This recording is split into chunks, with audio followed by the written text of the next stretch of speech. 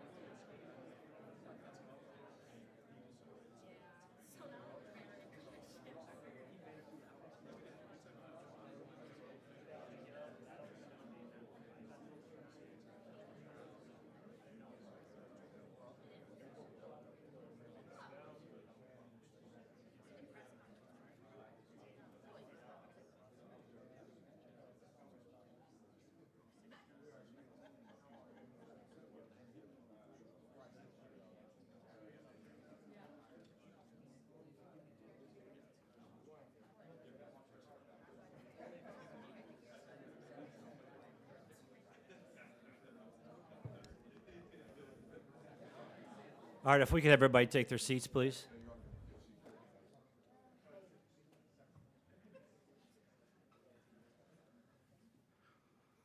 Good afternoon. My name is Jim Duzick. I'm the Associate AD for Strategic Communications here at Duquesne.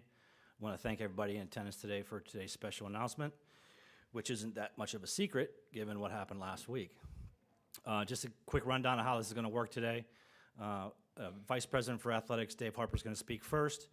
He's going to turn the podium over to our new head coach, and then President Gormley is also going to speak as well. Whenever we get to the point of questions from the audience, we will do those by person. So Dave Harper will come up here and speak, and then Coach Drew, and then President Gormley if needed, just so we can get everybody in the back squared away with the cameras. So with that, I'd like to turn it over to Vice President for Athletics, Dave Harper. Well, good afternoon officially. I'd like to thank everybody for being here.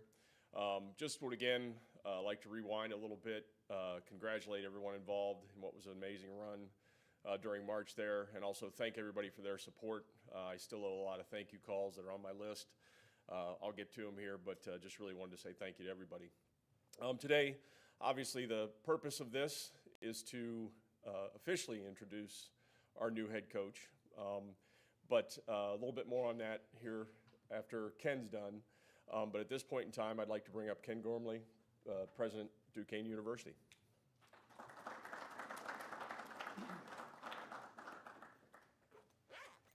Thanks, Dave. This is truly a special day when I don't have to wear a tie and Dave Harper has one on. I think that's a first. As Dave said, my name is Ken Gormley. I have the privilege of serving as the 13th president of Duquesne University, and so on behalf of the entire university community, I wanted to express how thrilled we are that Drew Joyce has accepted the position as the new head coach of our Atlantic 10 Championship Duquesne Dukes men's basketball team. Early in my presidency, when Dave Harper and I made the significant decision to hire Keith Dambrot as coach, based obviously on his winning record at Akron, but also on his personal commitment to Duquesne, built upon his desire to honor his dad, Sid, who had played for the Dukes in the early 1950s, we were doing more than just hiring a great coach to win some games. We were rebuilding the program from the ground up to return Duquesne to its glory days back in the 50s and the 70s and other periods when Duquesne was a national powerhouse. An essential component of that years-long strategy was Keith's hiring of Drew Joyce here as associate head coach several years ago. From the start, Keith made clear that Drew represented the type of talent, leadership skills, ability to connect with the players, and quiet tenacity that would ensure continuity for our program over the long haul. During the first month, I think it was the first month that Drew arrived on campus, I remember having lunch with him and telling my wife, this new guy is really something special. He's obviously a former star player, professional athlete. He's a strategic thinker. And as the whole world now knows, he was a high school teammate of LeBron James in Akron under Coach Dambrot. And LeBron remains one of his closest friends, who proudly told about 2 million of his close friends in helping us to announce that great news on Thursday of Drew's appointment. But just as important as those things, Drew impressed me as a gentlemanly colleague and as a true family man. He goes back regularly to visit his parents in Akron, and we're so happy that we have Drew Joyce II here with us, and his wife Carolyn, and also mother-in-law Lita. So welcome to the family here. Let's have a round of applause for them. And his wife Lene and 3 kids, Olivia, Cannon, and Avery, are a central part of his life. Drew's wife and kids are veteran travelers, as we've learned, and they traveled on the plane with us to Brooklyn for the A-10 championship. I saw them getting cookies with me when we were there. But again, they were at the NCAA tournament in Omaha. Incidentally, I can tell you that little cannon looks just like a mini version of Drew, and he has some awesome dance moves when the Jumbotron camera is focused on him, I can tell you. But Drew and this family have been a perfect fit with the Duquesne family since the day they arrived, which is why I said the day we announced Drew's hire that this was an easy decision. Now, don't get me wrong, Dave Harper did a thorough national search, and thankfully I can tell you, because this team has been in the national spotlight and won 25 games this season, we had a lot of interest in this position as head coach from highly talented coaches across the country. But at the end of the day, there was no question in our mind that Drew was the best person, the perfect person to continue the upward trajectory of this basketball program that we embarked upon in 2017 when Keith was hired. And I have no doubt that the Dambrot era will now be equaled and soon surpassed by the Drew Joyce era, with many years of excitement and world-class basketball at Duquesne ahead. And most importantly, I just want to conclude by saying that this is true because I know that Drew has a heart for these players. He cares about their futures, and we have some of our star players here. You guys just did such a fabulous job. We're so proud of you. But he cares about their futures as student athletes, and I'm certain that their lives and their careers will be enriched dramatically by working under him and learning from his wisdom and steady example. These students, and I remind my leadership team of this all the time, they are the reason that we're all here. And by hiring this coach at this ascendant moment in the history of our basketball program, I know that our student athletes and the new recruits who will be now joining the team from across the country and around the world will have the greatest and most dedicated coach possible at the helm. Congratulations, Drew, to you and to your beautiful family, and go Dukes.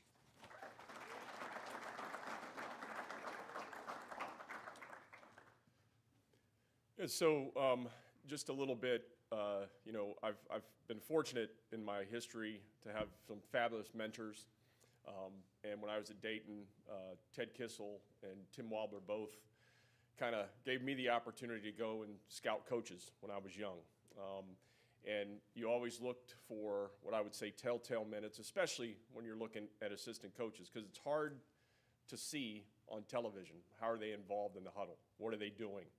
So as part of that, you know, I just kind of always watched this year, and obviously I had an uphand and close look at Drew, and you look for those telltale moments. Well, the one that kind of stuck out to me at first was, you know, we were playing up at Rhode Island, we got a big lead, and they were getting down the hill on us, right? You remember that.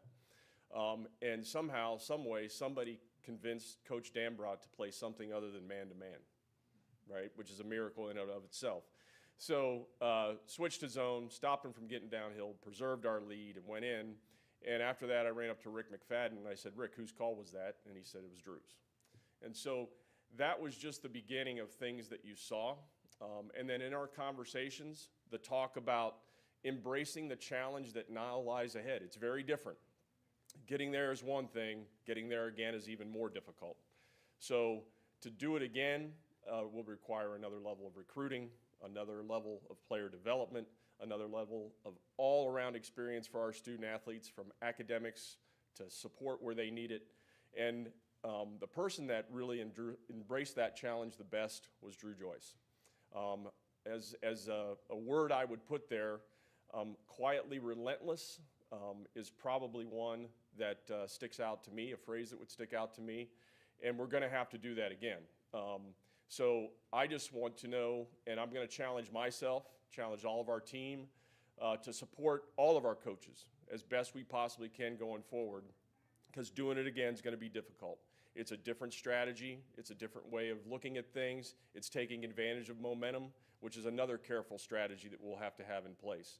So as we do that, we're also supporting a first-time head coach who's a little different animal as well.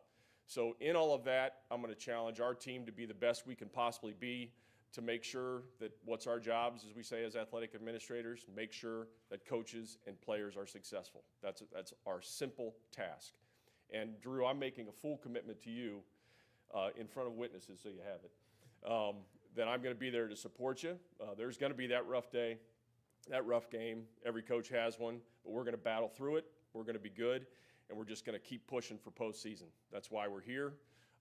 You know, once you get a little taste of it, unfortunately, you get a little greedy. And so would like to do that again. And so Drew already had his first official call that I had a pleasure of being on as head coach, a recruiting call.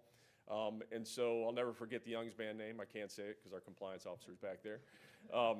But I will tell you that name's going to be forever etched. And if we're fortunate enough to get him, we get him. If not, I'll still remember it vividly. I had to sharpen my pitch quickly over Easter weekend just to make sure that it was as good as it could possibly be to help Drew. And so with that, I'm very, very proud to have a new teammate and to have a new leader for Duquesne men's basketball. He's going to hate when I say this, but I'm formally introducing him as James Joyce III. But everybody's going to call him Coach Drew. We know that. So come on up.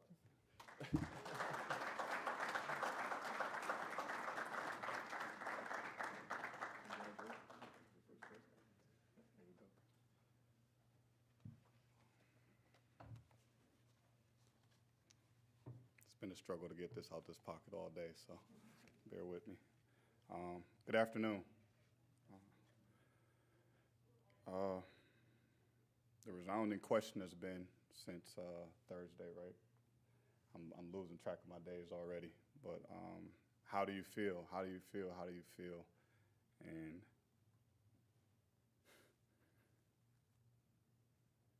it's incredible. Just overcome with joy, overcome with joy.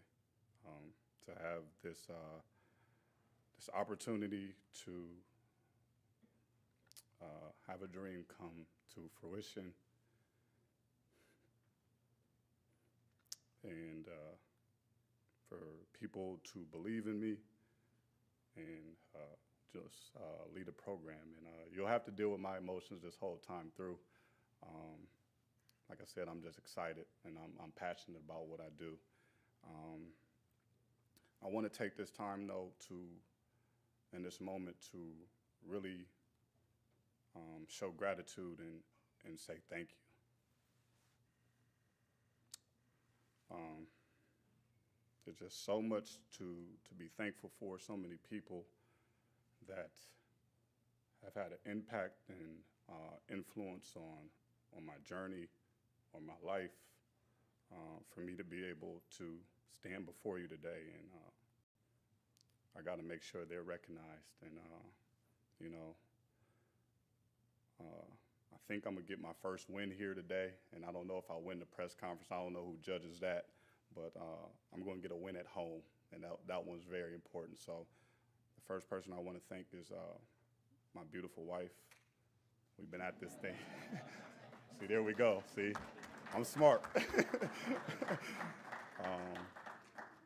We've been at this thing since we were 19. You're my partner. You're my best friend. We've been through it all. We'll continue to fight through it all. I just want to thank you for your support and your understanding.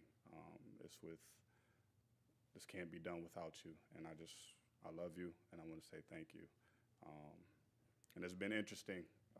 You know, I've been an assistant coach for 5 years, and she always has a series of questions for me. Where is this happening? What time is this going to happen? When will this happen? And I always go, I don't know, but I'll find out. But I found myself Friday being hit with those same questions, and my initial reaction was to say, I don't know, I'll find out. But I guess I'm the person that has to have that answer now. I can't use that as an excuse anymore. But I'm working on it. I'll improve. I want to thank, you know, my kids. I'm Coach Drew as I stand here, but I'm always Dad to you. You'll always have my love, my energy and support, always and forever. Whatever's going on in your life, whatever you do, I'm going to be there. So I appreciate you guys, because I know you probably feel like you got to share me sometimes, and your energy allows me to do that. So thank you. Mom and Dad, what can I say? You instilled the discipline and values in me from a child, and I carry those with me today. And you'll hear a little bit of them later, because I'm going to breathe those same things into this program, into our young men, because I know what got me here, and I know what can be useful for them too as well. But I really want to take this time to thank President Gormley, our board of directors, Dave Harper, our athletic director, for taking that chance, for whatever phrases you use, that I was your guy, that you believed in me to lead this program as the 18th coach of Duquesne history. I really appreciate you guys' vision, the opportunity to align with you guys, to partner with you guys, and the unbelievable support that I know you'll give me. As I go through this journey, I know I won't go through it alone. I also want to thank Duquesne University and the Duquesne Athletics and Athletics Department for your unwavering support through this time. I really appreciate it. You know, when it comes to, you know, our program and our guys, I had a chance to speak with them earlier today. Just know that I'm always have your back. I'll always be there for you guys. This relationship that we build is not transactional, but transformational.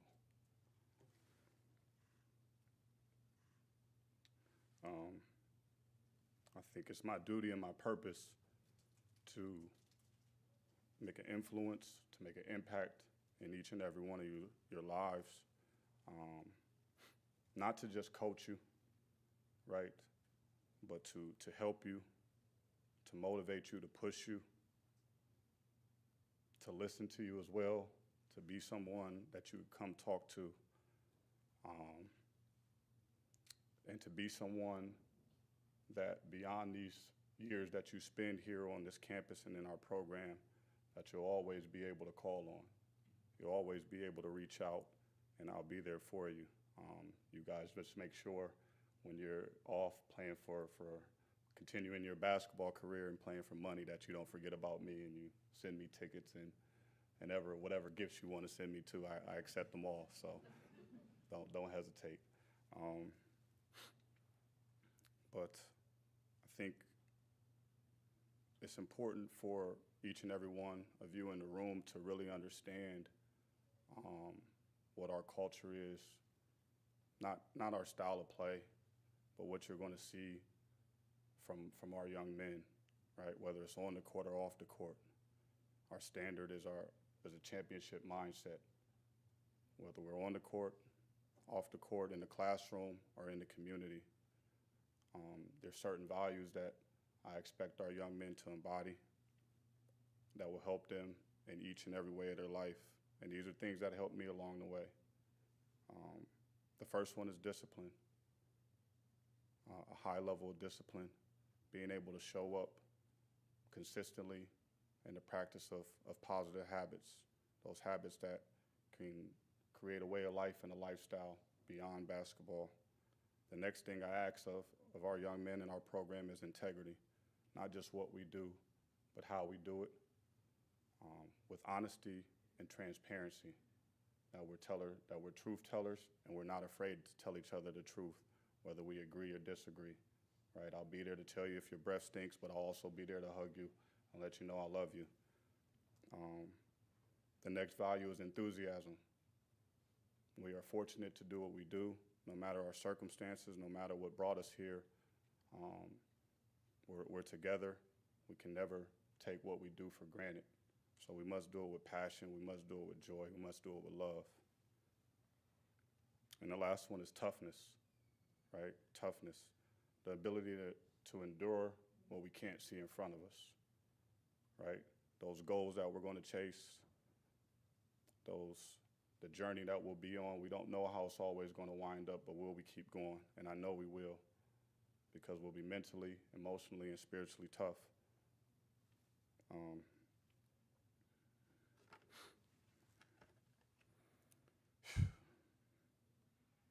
Man, it's been a roller coaster of a few days. The support from family and friends has been outstanding. I just want to take time to say thank you to all of them. I know I got probably about 500 text messages that I haven't gotten around to, but I surely will in due time. I just want people to know that I do care. I do appreciate their words, and thank you. You know, and I'll end with this. Today I drove in from Akron, which is about an hour and 45 ride. I make it quite often. I got it memorized, down packed. I know where every turn and cop sits on the way there. So I did the speed limit though. But I rode in silence for the most part. I do that from time to time. I'm getting a little bit older. I don't need music as I ride through. So I was in silence for the entire ride until my wife called and broke that silence. And of course, it was a series of questions. What do we do when we get there? Where do we park? And my initial reaction was to go, I don't know, I'll find out. But this time I had an answer for her. I said, you're gonna park in the garage and we'll have a spot for you. Don't worry about it. So I am improving in that area. I'm gonna have answers for you all the time. But after we got off the phone, I'm about 15 minutes out, and I decided to, you know, turn my music on. Right? I didn't pick out a song. I just turned the volume up, let it play. And Mom, you'll appreciate this one. What popped on was Step by Step by Whitney Houston. And it was fitting for today. To hear that song, it just reminds me of the journey that I'm about to go on, that we're about to go on. And the chorus went step by step, day by day, brick by brick. That's how we'll grow. That's how we'll continue to grow. I ask for each and every one of you that's in this room today to take part in that journey with us, to help our young men, to elevate our young men, to take care of them and make sure we're doing the right things. You know, because this isn't, like Dave said, this is going to be difficult to do once again and to repeat, but we will. We will hold the trophy again. We will cut down nets, and we're going to raise another banner. Just as long as you say we can keep banners in the arena. But with that said, I really appreciate your time. For everyone that showed up today, thank you. I don't take that lightly. I'm glad to see your faces, and we're just getting started. Go Dukes.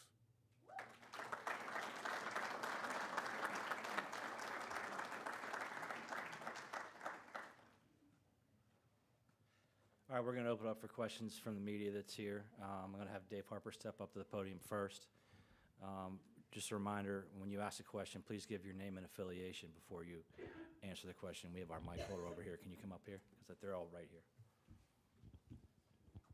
Yeah, before I take a question, I will share a good quick anecdote. So we're in a Zoom meeting with the team on Thursday. Everybody has conversations. And as we're winding down, Drew says, okay, Monday morning, everybody, 10 o'clock, and got silent for a little bit. And Kareem just said, Coach, you're not off to a strong start. So saw you sneak in there, Kareem. That was a good line to start off things.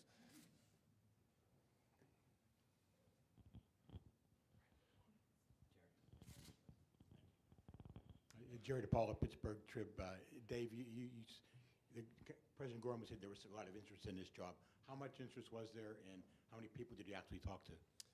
I won't go into details there. Any athletic administration has to fully vet candidates. That's what we did. But again, I would say Drew was a very early conversation and what I would say later closeout conversation as we went into this. And it became apparent that he was ready to embrace the challenge. It became apparent that we wanted more, and I think it was an unquestioned choice for us, and I couldn't be happier that he actually confirmed it today, so in person. So I've got his word now. So.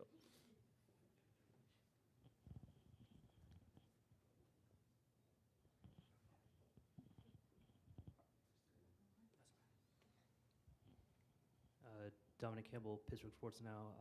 When we talk about what Drew's done this past 2 seasons, how have you seen him just off the court, and how much has he benefited this program that maybe the fans and other people don't see, I guess?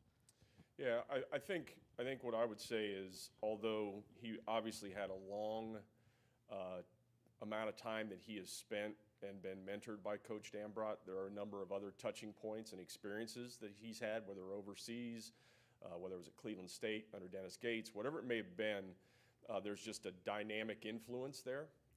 And I think obviously all the great qualities and things that Coach Dambrot had in his program will unquestionably continue, but I also know as a new coach, we discussed a few things that may change.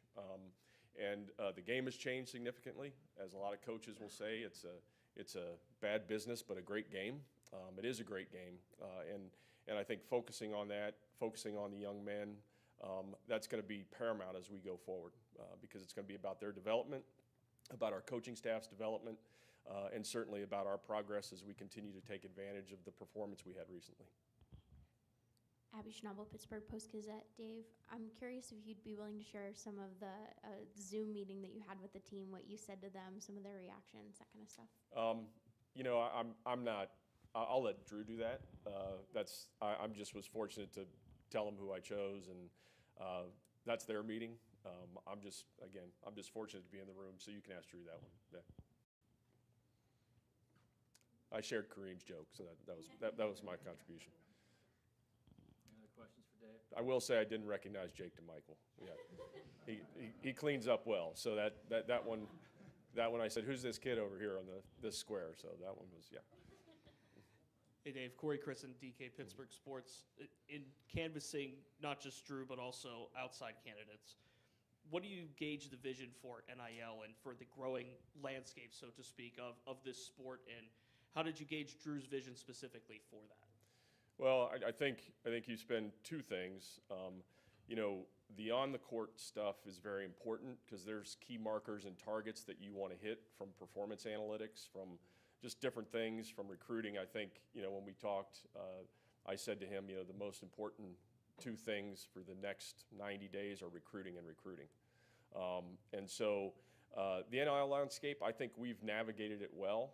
It'll change again, I'm certain, as we go through the next few years. But as we talk with NIL, it's not the reason somebody's going to choose Duquesne. It can't be the reason somebody's not. But I just think more so you've got to be more vested in relationships. I think some young men are making quick decisions that are transactional for them in life, that if they would slow down, take a deep breath, it's about the lifelong relationship you need to establish for people that are going to be for you, whether you want to continue your grad school, whether you want to challenge yourself here more, whether you want to pursue opportunities overseas. Just having that holistic support from an administrative staff to support what the coaches want to do in that space, that's where we've always focused and will continue to do so. Thanks, Dave. Good. Yep. Coach, you want to come up to the podium now? Off the hook.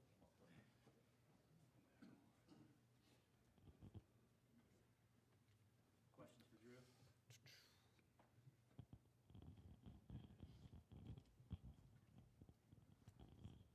Drew, Jerry DePaula, Pittsburgh Trib again. I was wondering, what kind of things, off-the-court things, did Coach Dambrot teach you, not only as when you were playing for him, but when you were coaching with him? I think things that were taught to me from off the court by Coach Dambrot was just the discipline of showing up every day with enthusiasm and energy. I think you can take that into any walk of life that you do. That was one of the biggest lessons I learned from him after knowing him from the age of 12 and seeing him run and jump all over the place at a bunch of 10, 11, and 12-year-olds, to seeing him in this final season bring that same energy. He couldn't jump as high or run as fast, but he still managed to find a way. And I think some of our players experience some of those moments. But it's like I said, what I learned is no matter what, you got to show up, not only for yourself but for people. And he did that, and I'll take that with me.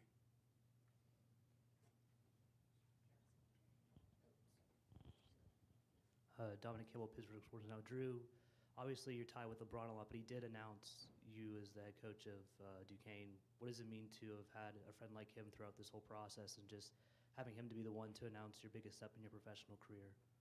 Yeah, you mean the unquestioned source, right? I wonder where he got that lead from. You know, it's a bond, it's a friendship that goes way beyond the tweet from the other day, but back to our experience from 9 and 10 years old.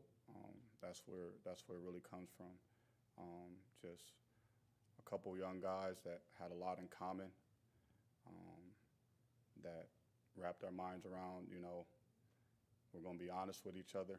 We're going to motivate and push each other, and that's what we still continue to do to this day. And our loyalty to each other has been a huge part in each of our lives. And that's not something that's easy to find, so you don't want to replace anything like that. And it's just been a special relationship that not only have with him, but amongst my group of friends, and his support. That's what we do, right? You know, that's just what we do. We're always going to be here for each other. Abby Schnabel, Pittsburgh Post-Gazette. I'm going to ask you now, what was the Zoom like with the players? What did you say to them, and what was it like seeing their reactions? You know, outside of Kareem's disappointment, and outside of being surprised by the new shave from Jake DeMichael, because I noticed that immediately too. You know, that was very alarming. It was everything I expected it to be. I was excited, and I didn't care what their excitement was going to be.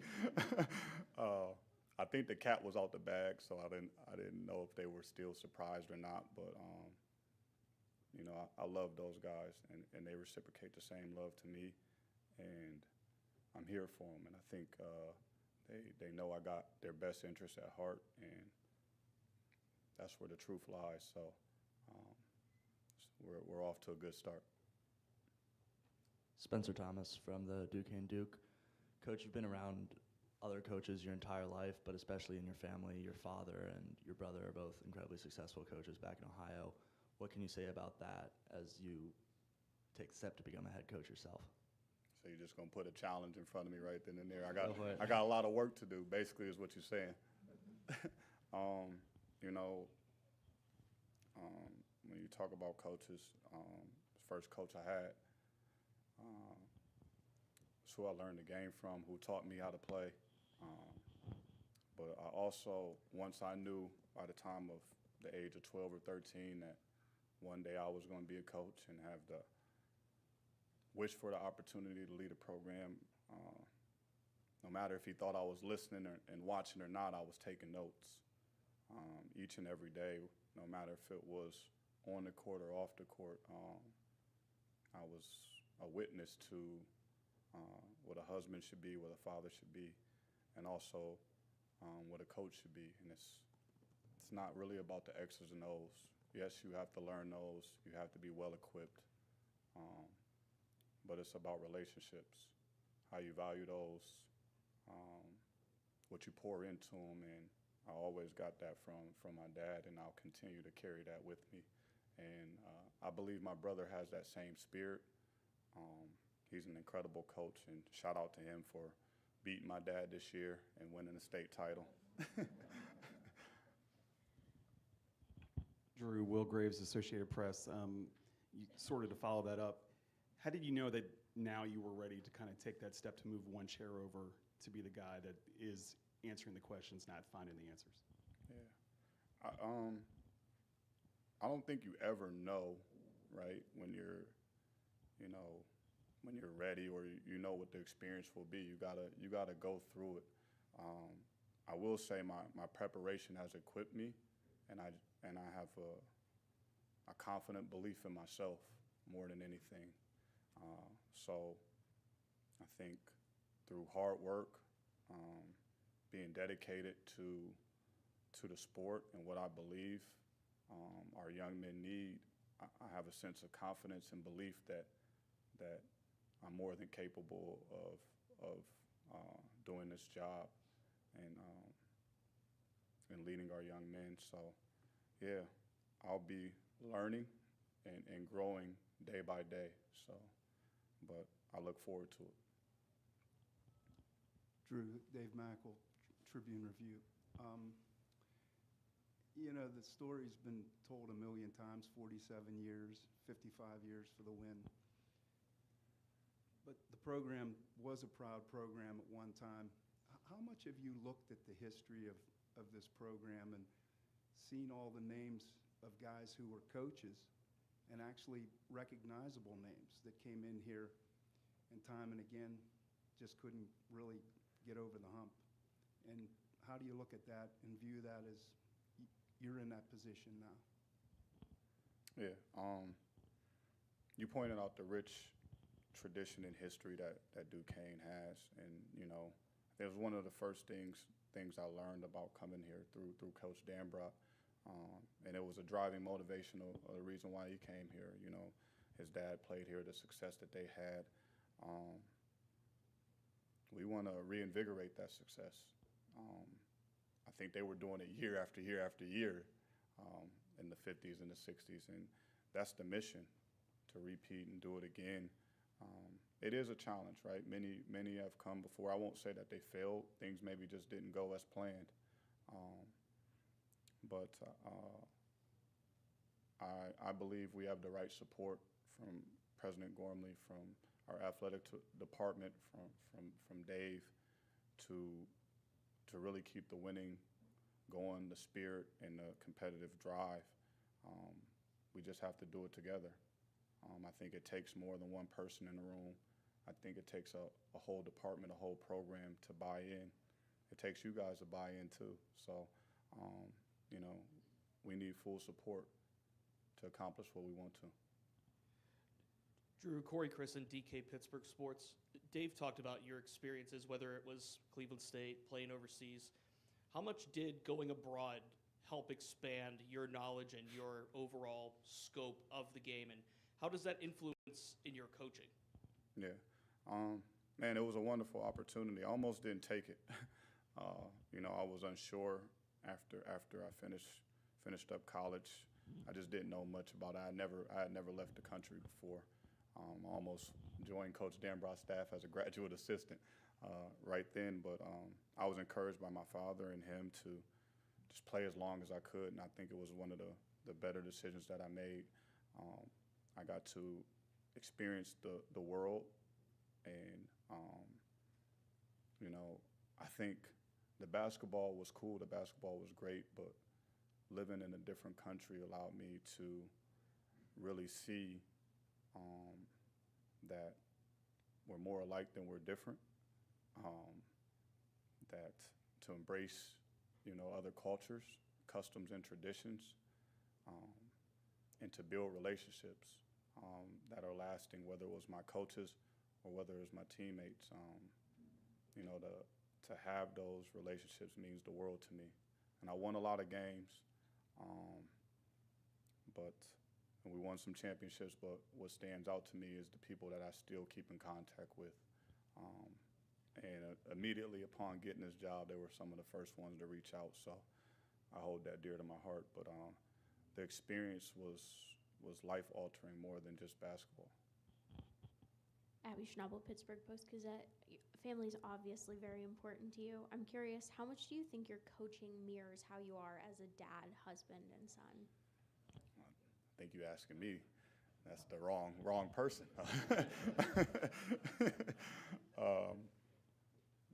Well, I know I can't have the same intensity I do on the court as I do at home.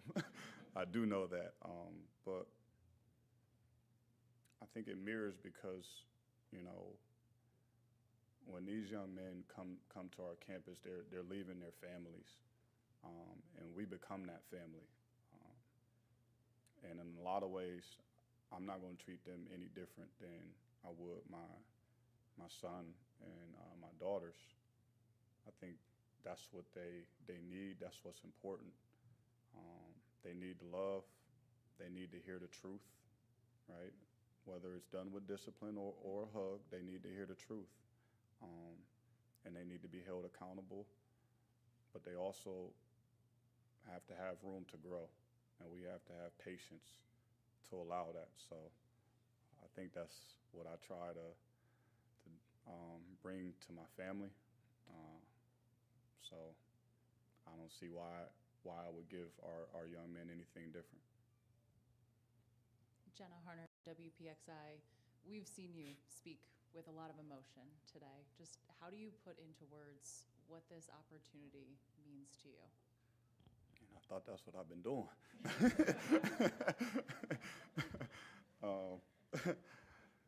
So let me backtrack and figure out some more adjectives. But no, it is, like I said, I've been surrounded by a village of supporters, whether it's been my family, whether it's been coaches, since I was a young kid that, you know, and there were times where I probably wasn't doing the right thing, but somehow, some way, people got a hold of me, made sure I stayed on track, and it means the world to be able to stand here because I've heard so many people at such a young age tell me that, man, you're going to be a head coach one day. So I'm here. I'm here, and it feels as if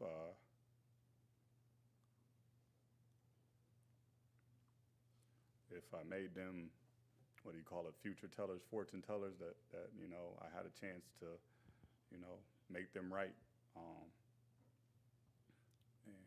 And I'm proud of that. And I thank everyone who's prayed for me, supported me, sent me a thank you, watched, paid attention. You know, I just want to say thank you to them. Hey, Drew, Jeff Hathorn, KDK Radio. What is the value to you of the last 2 years of being here, and what have you learned about the commitment from Duquesne to winning? You know, Coach called me about almost 2 years now, going on 2 years, and he doesn't ever really ask for help. That's not what Coach does. But he was kind of going through a rough period, and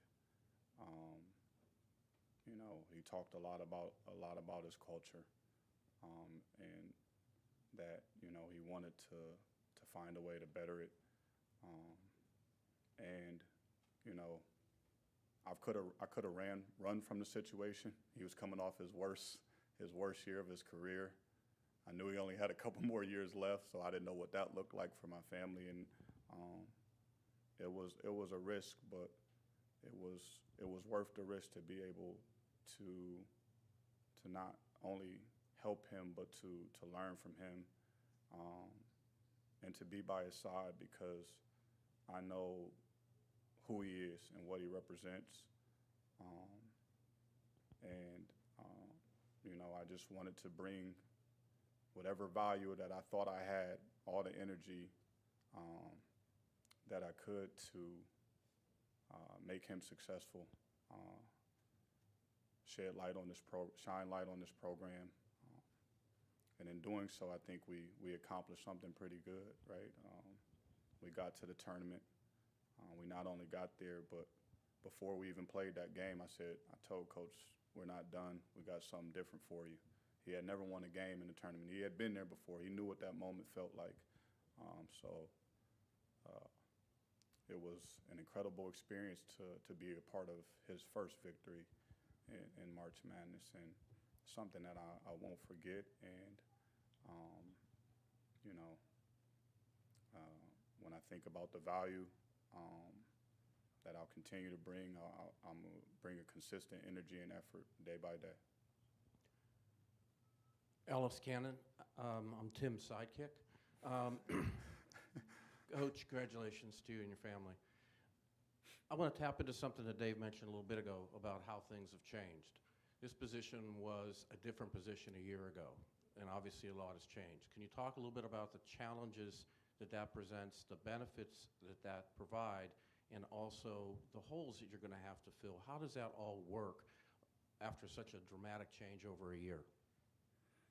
It's a three-part question, so I'll try to remember as much as I can.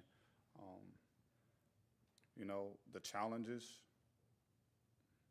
people want to do it again, right? We want to do it again. I think that is the challenge, and how you attack that, and how do we build towards that? And that is going to start in the room, in our locker room with our staff and our young men.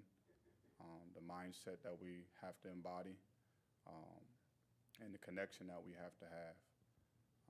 Some of the benefits, people want to come to Duquesne. People want to see what the experience is about. People are excited for what's to come, and that is motivation, and that's also momentum to keep pushing forward. That's a driving energy. We appreciate that energy. It's up for us as a staff, as an administration, to keep that going, to build off of it. How do you fill holes?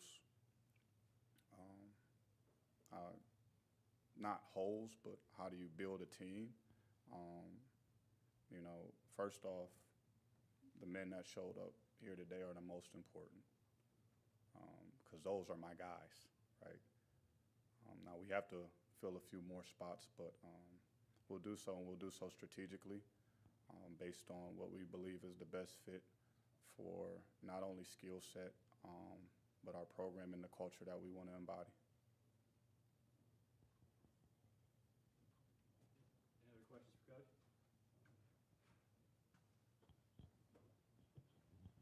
Two more.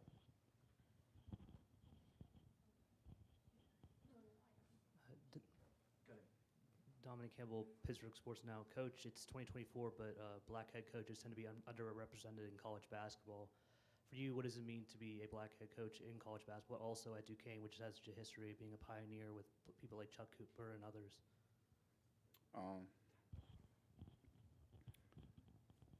To me, blessed and fortunate.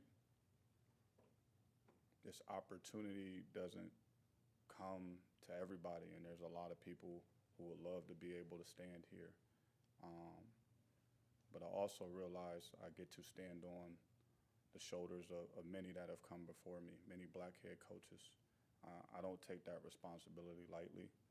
I want to make sure that I am the best example of them, that I am the best leader that I can possibly be, and that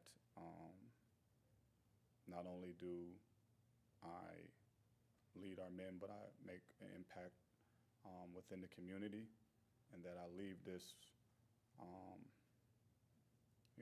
that I leave a legacy for the next person to come, that I do things the right way, so I'm not the last. Tyler Cronin, 3-Bid League. Coach Dambrot has mentioned before that he would have never been here had it not been for your decision to go play for him at St. Vincent St. Mary's, which obviously then led you to Duquesne as well. Could you have imagined that choice you made as a teenager would help bring you to this spot today with your first head coaching job? As 3-Bid League, is that the A10? Is that? We cover the A10. Okay, so we should be 3 bids, right? You agree? Should be. Should be. 3, maybe 4. You gotta scream louder on Twitter, man. But could I imagine? Absolutely not. No. You know, a lot of the things that have happened along my journey, you know, playing for Coach Dambrot twice, right? If you know the story, I was a little upset at him when he left the first time. But I walked back in his office and said, okay, let's do it again. This time, coaching with him was a no-brainer. But just what I've gone through, the different experiences of a documentary, of a film, like you can't dream it, you can't make it up. It's something that just happened. I just always believe enjoy the moment, stay in the moment, keep going. But this full circle moment of how things panned out, it's God's plan. You know, I don't see it any other way. You know, and I'm thankful to be here. Thank you.